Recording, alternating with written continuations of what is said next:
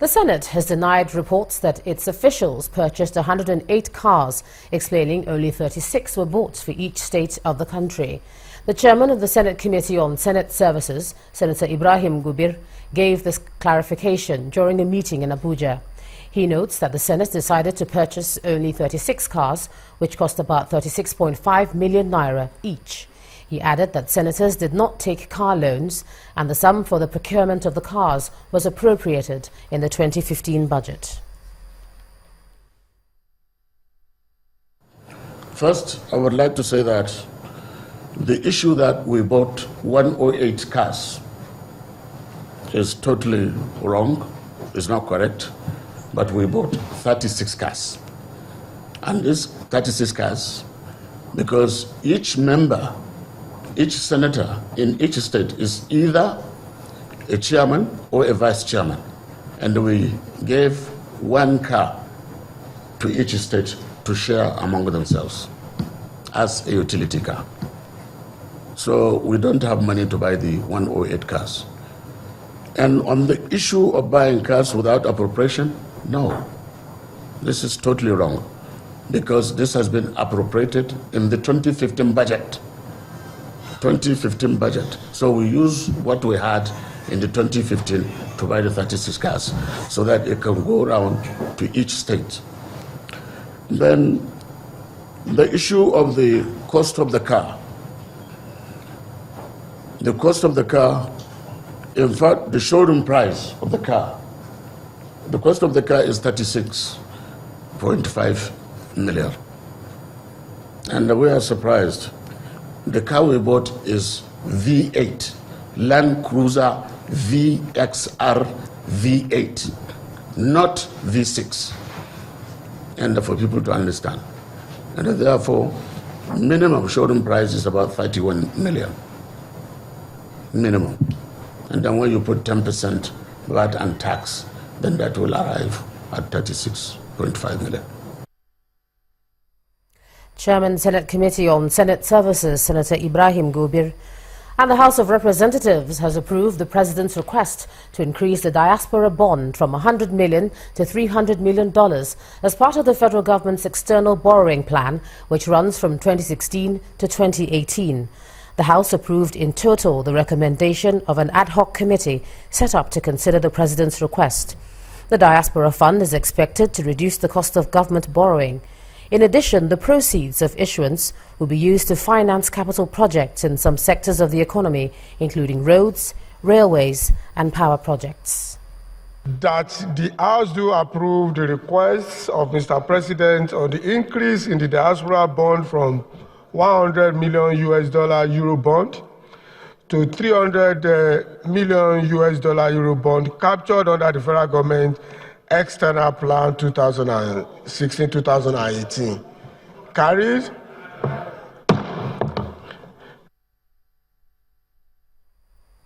Nigerians continue to complain about the long hours spent at service stations as they queue to buy fuel.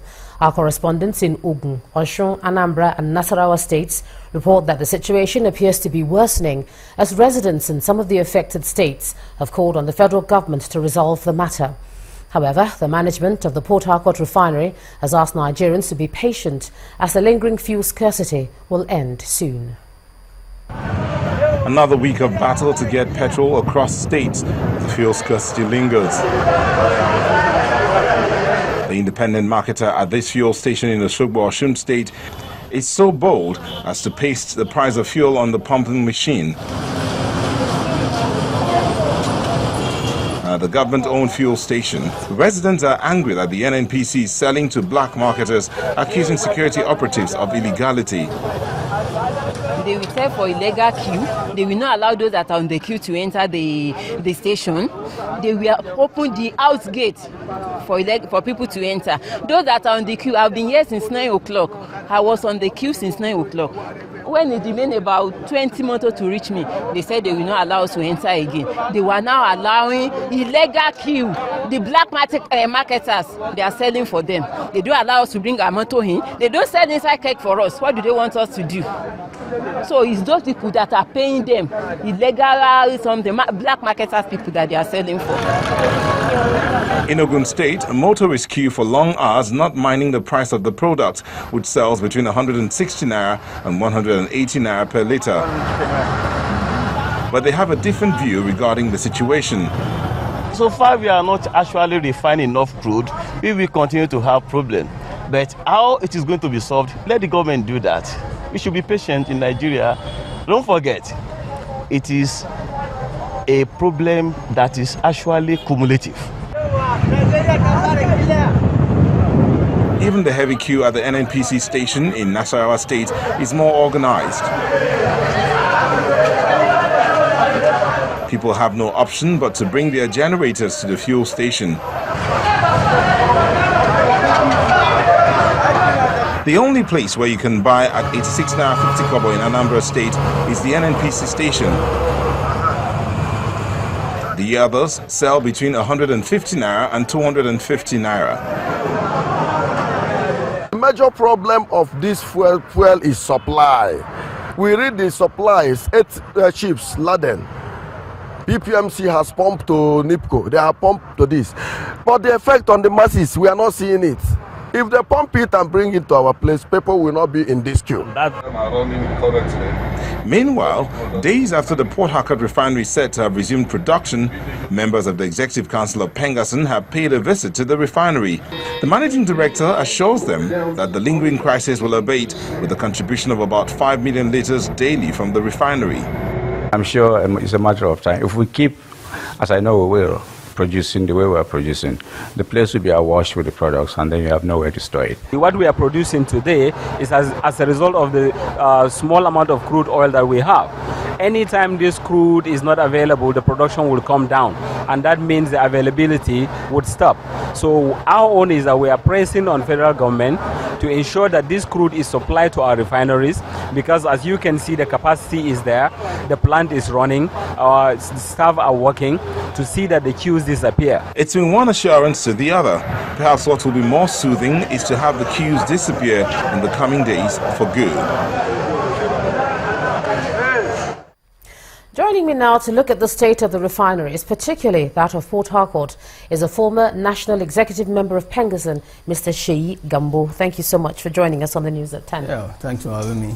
Yeah, we saw that visit, and you were part Yes. of that team that visited the Port Harcourt refinery. Yes. What did you find? You know, all the major components of the refineries are working. And just as the leader of the delegation said, is that the major thing is feeding it with the, crude.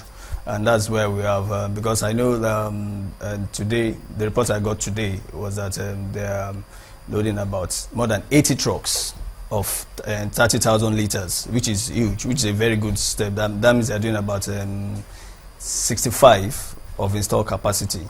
And, the basic thing that we've had is that for a long time, we've not had turnaround maintenance of this magnitude of what they are doing now. For about 16 years I've been there, I've not seen this kind of immense activities going on. That shows purpose, that shows sincerity, from government. And I see what they're trying to do is that to marry the internally generated, refined capacity with that which they are bringing from abroad. Were you actually able to get into the control room side where you can actually see the full capacity itself rather than the potential capacity?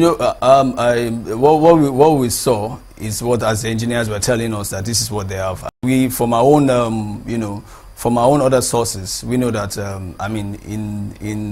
in 3 days' time, if they don't have continuous feeding of crude oil, the thing might dip, So those are the challenges they're having, basically the issues of these pipeline vandals that we're having due to crude oil theft. The target for that refinery is about 5 million litres daily. That's Yes. what's expected for it to push out. Did you see that? Do you get that sense that is the capacity? Yes, we had that sense that yes, they can push that one, but that's also subject to crude. If you don't have crude, you don't refine. So that's where we're having the issues there.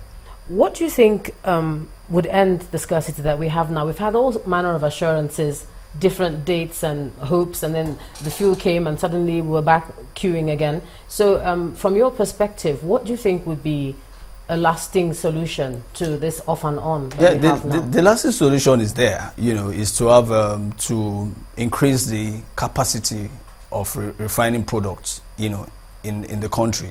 And before you have that, that means Dangote is bringing on board his own refinery, which is about, it's going to be, more than the 3 refineries altogether that we have now. And that's going to be in the next 2 years. So what we have is a decadence. We have been, the government has, not really been responsible in, acting appropriately, getting the right things done. You have a population that is growing. You have more demands for fuel. And you have a comatose energy sector.